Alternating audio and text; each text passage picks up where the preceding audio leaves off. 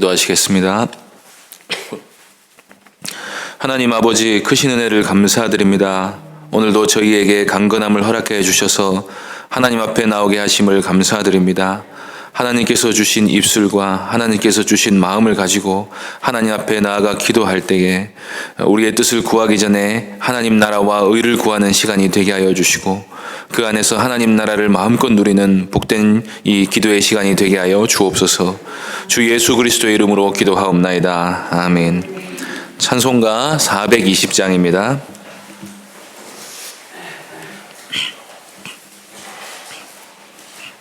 찬송가 420장 찬송하겠습니다. 함께 찬송하겠습니다. 너 성결케 위해 늘 기도하며 너 주 안에 있어 늘 성경 보고 온 형제들 함께 늘 사귀면서 일하기 전마다 너 기도하라. 너 성결케 위해 내 머리 숙여 저 은밀히 계신 내 주께 빌라. 주 사귀어 살면 주 닮으리니 널 보는 이마다 주 생각하리. 너 성결케 위해 주 따라가고 일 다급하여도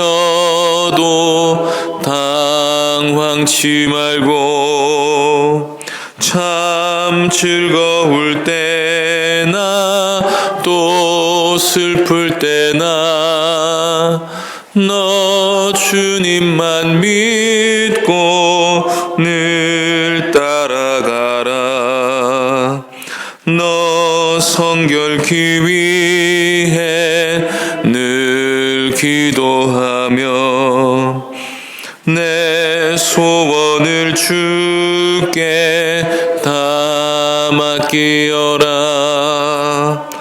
너 성령을 받아 주 섬겨 살면 저 천국에 가서 더 잘 섬기리. 하나님 말씀은 야고보서 4장 7절에서 10절까지입니다. 신약성경 374쪽입니다. 야고보서 4장 7절에서 10절까지 말씀입니다. 야고보서 4장 7절에서 10절까지 한 절씩 교독하겠습니다. 그런즉 너희는 하나님께 복종할지어다. 마귀를 대적하라. 그리하면 너희를 피하리라.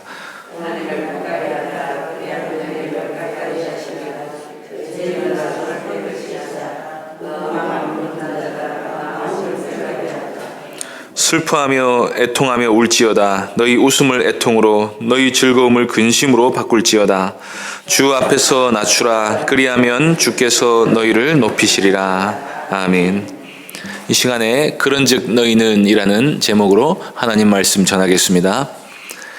본문 말씀 첫머리는 그런즉 너희는 이라는 말로 시작합니다. 이것은 앞에 한 말씀과 뒤이어 나오는 말씀이 서로 연관되어 있다는 뜻입니다.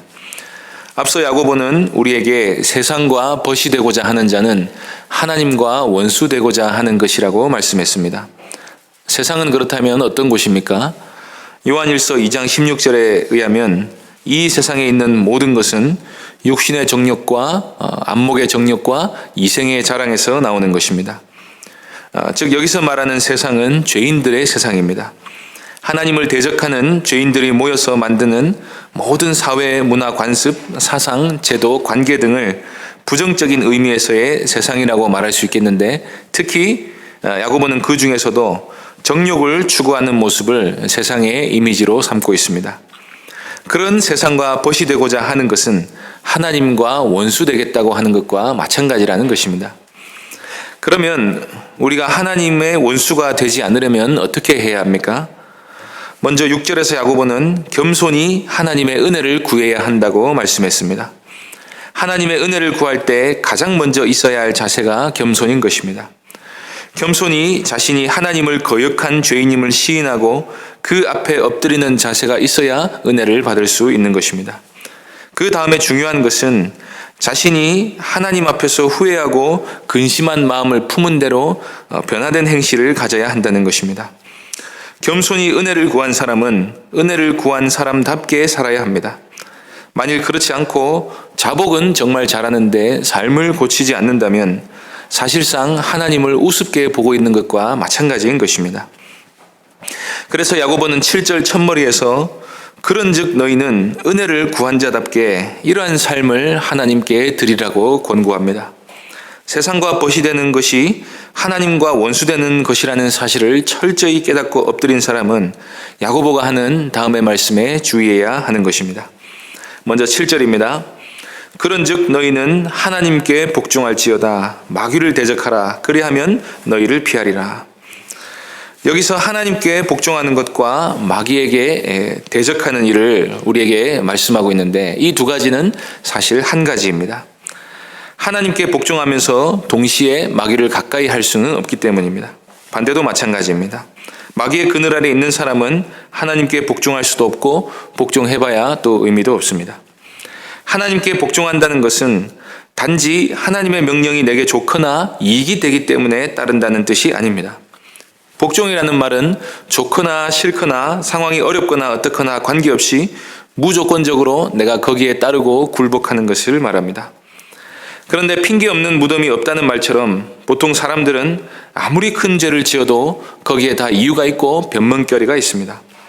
절대적인 기준이나 법에 따라 자신의 행위가 정당하게 평가받는 것이 옳다는 생각보다는 내가 그럴 수밖에 없었다. 환경이 받쳐주지 않았다. 나는 가난하고 억울하게 살았다.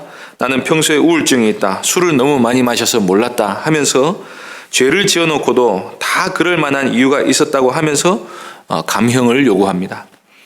그러나 반면에 거듭난 그리스도인의 양심은 내가 아무리 어려운 형편에 처해 있다 할지라도 하나님의 뜻에 복종하는 것이 일단은 옳다는 생각을 갖게 됩니다.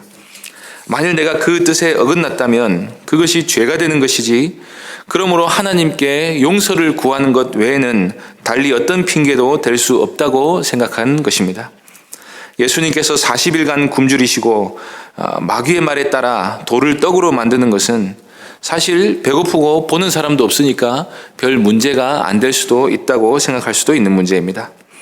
그런데 예수님은 자신이 굶어 죽을 지경이 되더라도 하나님 앞에서 양심에 해가 되는 일은 조금도 할 수 있다고 선언하신 것입니다. 하나님의 거룩하심 앞에서 인간은 자신이 처한 상황이나 형편에 따라 죄의 경중이 결정되는 것이 아닙니다. 죄는 언제 어떻게 지어도 죄인 것입니다. 그러므로 절대 복종만이 본래 인간에게 합당한 일인 것입니다.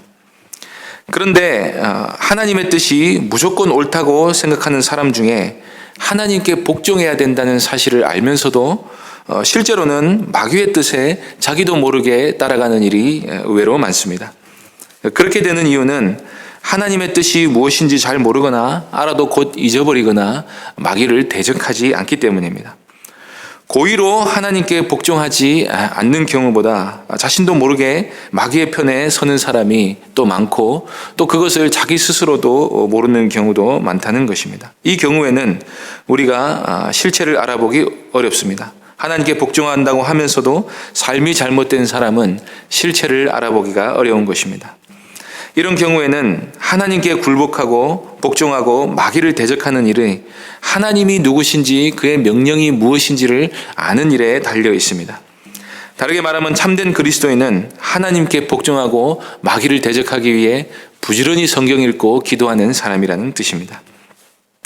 그래서 우리가 하나님의 뜻을 알게 되면 자기에게 있어 약점이 무엇인지를 파악하게 되고 죄를 짓지 않기 위해 노력하게 되고 마귀가 어떤 경로로 우리를 유혹하고 괴롭히고 다니는지 알게 됩니다. 그러면 오늘 본문에서 야고보가 말하는 것처럼 하나님께 복종하려고 할 때, 또 마귀를 대적할 때 마귀가 우리를 피하게 되는 것입니다.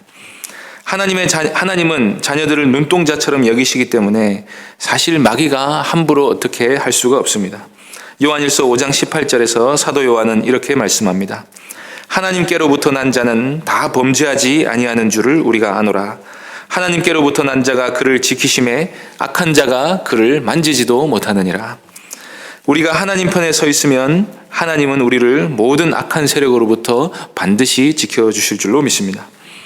이어서 8절 말씀입니다. 하나님을 가까이 하라. 그리하면 너희를 가까이 하시리라.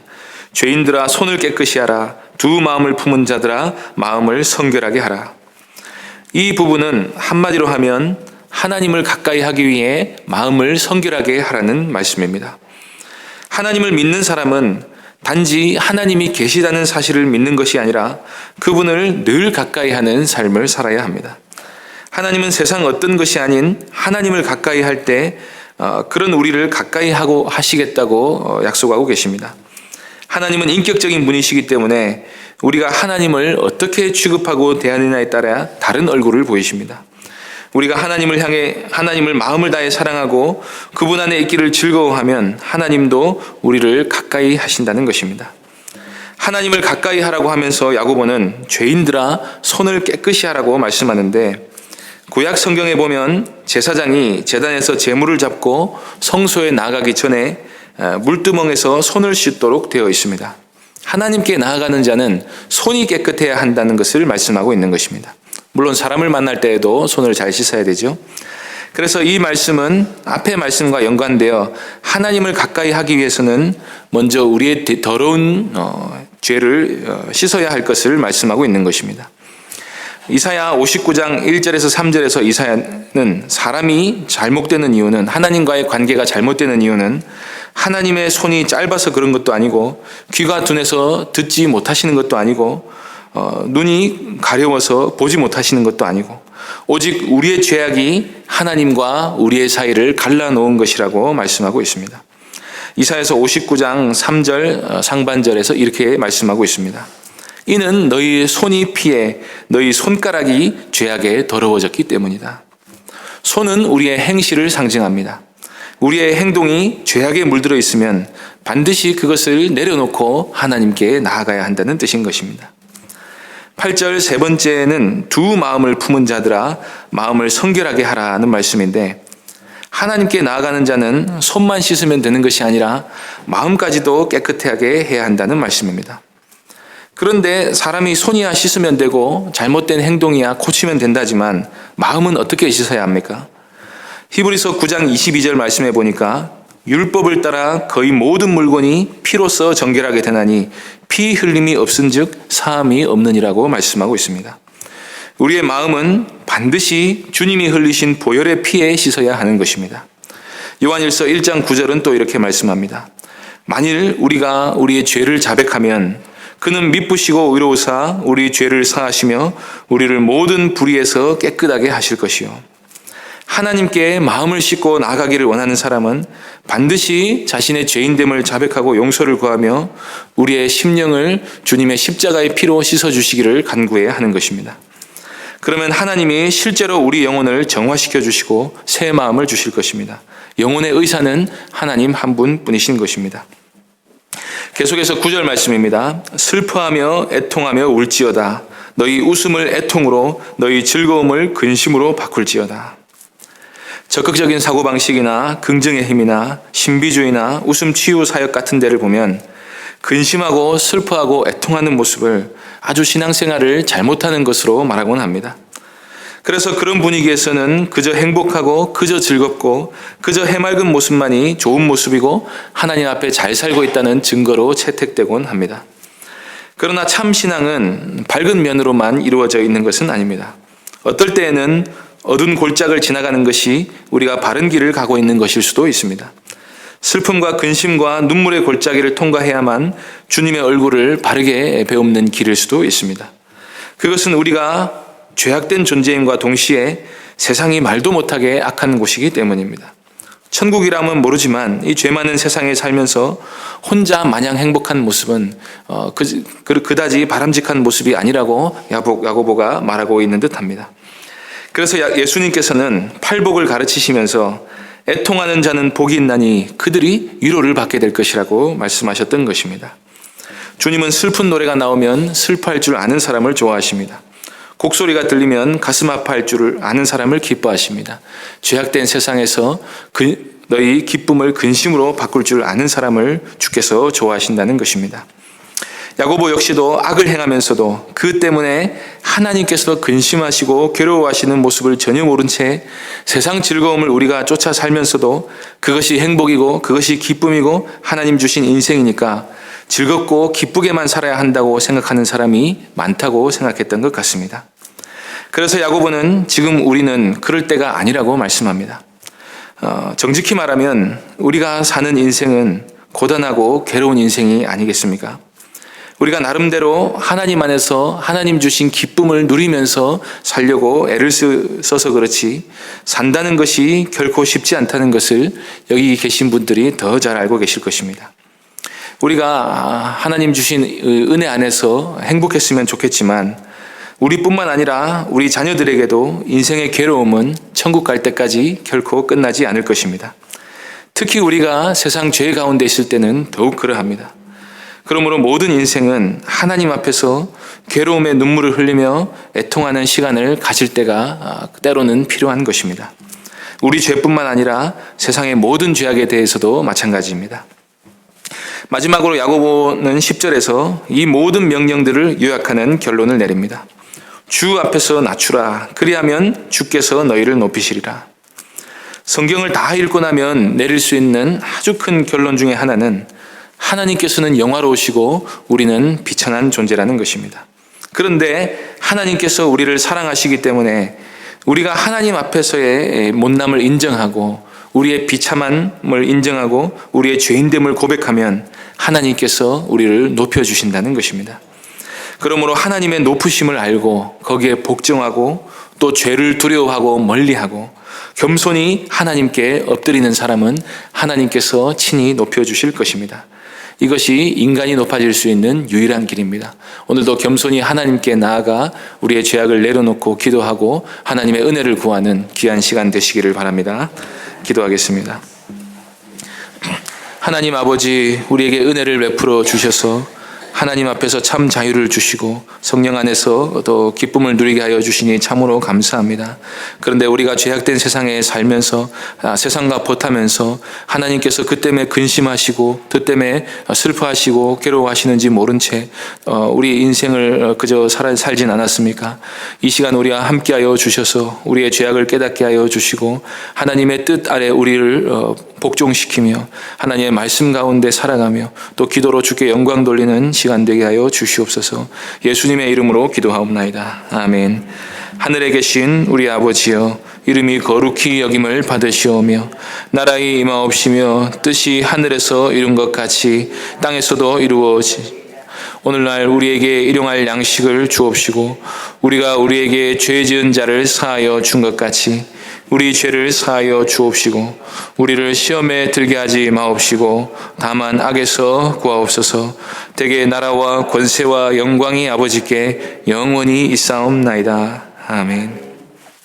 이 시간 기도하실 때 예배를 위해 기도해 주시고 진행 중인 학습 세례 교육과 성례식을 위해 기도해 주시기 바랍니다. 중직자 선출을 위해 기도해 주시고 수험생들을 위해 기도해 주시고 나라와 이웃을 위해 기도하시고 개인적으로 기도하시기 바랍니다.